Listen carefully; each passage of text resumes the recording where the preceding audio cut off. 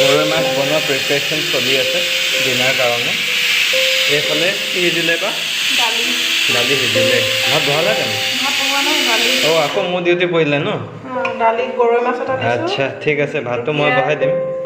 ঢেকীয়া দালি গৰৈ মাছ ঔটেঙা আৰু দালত দি দিছোঁ। সেইকেইটা ফ্ৰাই কৰি ইমান চিম্পুলকৈ। অঁ তুমি ইমান লাহেকৈ কোৱা যে একো শুনিয়ে নাপাওঁ আকৌ।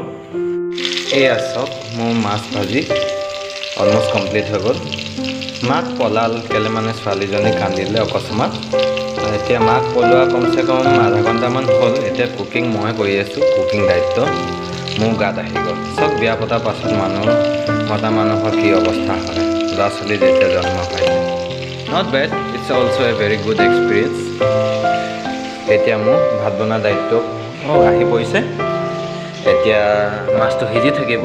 এতিয়া মই সোণগুটি ভঁৰালটো খোলোঁ, তাৰপাছত মই 4 পোৱা চাউল উলিয়াই দিওঁ।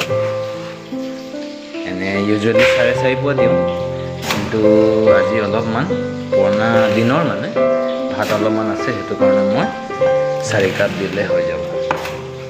তাৰপাছত বাচি মই নেক্সট ষ্টেপ মই ভাতটো বহাই দিম। তাৰপাছত লাষ্টত মানুহজনী আশা কৰিছোঁ যে তাই আকৌ ঘূৰি আহিব কুকিঙলৈ। তাৰপাছত তাই কি বনাব? তাৰপাছত ঢেকীয়া বনাব তাই।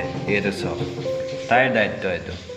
এই মাক আহিলে চক बैक टू की कम ग्राउंड मैदान में वापस आ गई। ओके ठीक আছে। এয়া মই ভিটামিন 2 বটল ভৰাই লৈ গৈ আছোঁ। আমাৰ গোটেইকেইটাৰে ডিনাৰ কৰি হৈ গ'ল। এতিয়া মাকে ছোৱালীজনীক খোৱাবলৈ চেষ্টা কৰি আছে। ছোৱালীজনীয়ে কান্দি আছে, আমাৰ বেটি ছোৱালী কান্দি আছে। আমাৰ বেটি গেজু কৰি আছা নেকি? আমাৰ বেটি গেজু নকৰিবা দেই। আমাৰ বেটিটো তুমি বহুত ধুনু বেটি হয় না, কান্দো নকৰে দেই।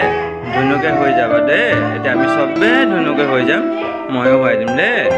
চাবা গুড নাইট বুলি কৈ দিয়া, good night, see you tomorrow বুলি কৈ দিয়া।